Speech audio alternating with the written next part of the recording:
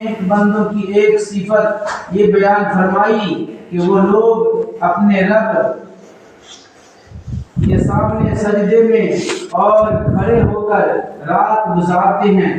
اللہ تعالیٰ نے اپنے نیک بندوں کی ایک صفت یہ بیان فرمائی کہ وہ لوگ اپنے رب کے سامنے سجدے میں اور کھڑے ہو کر رات گزارتے ہیں۔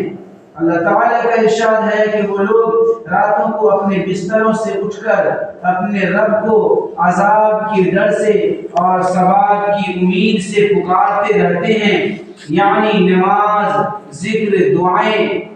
دعا میں لگے رہتے ہیں، اور جو کچھ ہم نے ان کو دیا ہے اس میں سے خیرات کیا کرتے ہیں۔ ایسے لوگوں کے لیے آنکھوں کی ٹھنڈک کو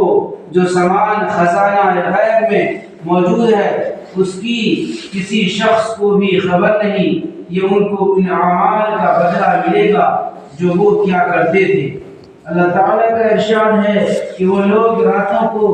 اپنے بستروں سے اٹھ کر اپنے رب کو عذاب جو وہ کیا کرتے تھے۔ اللہ تعالیٰ کا ارشاد ہے متقی لوگ باغات اور چشموں میں ہوں گے، ان کے رب نے انہیں جو ثواب عطا کیا ہوگا وہ اسے خوشی خوشی لے رہے ہوں گے۔ وہ لوگ اس سے پہلے یعنی دنیا میں نیکی کرنے والے تھے، وہ لوگ رات میں بہت ہی کم سویا کرتے تھے، یعنی رات کا اکثر حصہ عبادت کی مشغولیت میں گزرتا تھا اور شب کے آخری حصے میں استغفار کیا کرتے تھے۔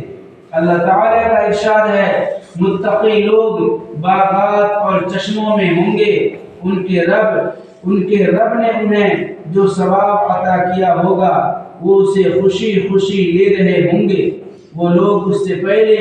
یعنی دنیا میں نیکی کرنے والے تھے، وہ لوگ رات میں بہت ہی کم سویا کرتے تھے، یعنی رات کا اکثر حصہ عبادت کی مشغولیت میں گزرتا تھا اور شب کے آخری حصے میں استغفار کیا کرتے تھے۔ اللہ تعالیٰ نے اپنے رسول صلی اللہ علیہ وسلم سے خطاب فرمایا، اے چادر اوڑھنے والے، رات کو تہجد کی نماز میں کھڑے رہا کریں مگر کچھ دیر آرام فرما لیں، یعنی آدھی رات یا آدھی رات سے کچھ کم یا آدھی رات سے کچھ زیادہ آرام فرما لیں۔ اور اس تہجد کی نماز میں کی ایک حکمت یہ ہے کہ رات کے اٹھنے کے مجاہدے کی وجہ سے طبیعت میں بھاری کلام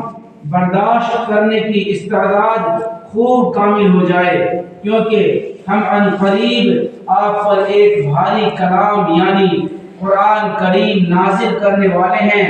دوسری حکمت یہ ہے کہ رات کا اٹھنا نفس کو خوب کچلتا ہے اور اس وقت بات ٹھیک نکلتی ہے، یعنی قرآن، ذکر اور دعا کے الفاظ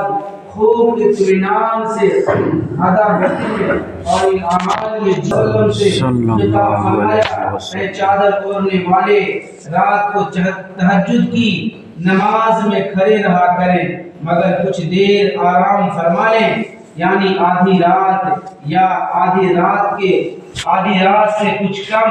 یا آدھی رات سے کچھ زیادہ آرام فرما لیں۔ اور اس تہجد کی نماز میں قرآن کریم کو ٹھہر ٹھہر کر پڑھا کیجیے۔ تہجد کے حکم کی ایک حکمت یہ ہے کہ رات کے اٹھنے کے مجاہدے کی وجہ سے طبیعت میں بھاری کلام برداشت کرنے کی استعداد خوب کامل ہو جائے، کیونکہ ہم عن قریب آپ پر ایک بھاری کلام یعنی قرآن کریم نازل کرنے والے ہیں۔ دوسری حکمت یہ ہے کہ رات کا اٹھنا نفس کو خوب کچلتا ہے اور اس وقت بات ٹھیک نکلتی ہے، یعنی قرات، ذکر اور دعا کے الفاظ خوب اطمینان سے ادا ہوتے ہیں اور ان اعمال میں جی لگتا ہے۔ تیسری حکمت یہ ہے کہ آپ کو دین میں بہت سے مشاغل رہتے ہیں، جیسے تبلیغی مشغلہ، لہذا رات کے وقت تو یکسوئی کے ساتھ عبادت الہی کے لیے ہونا چاہیے۔ آمین۔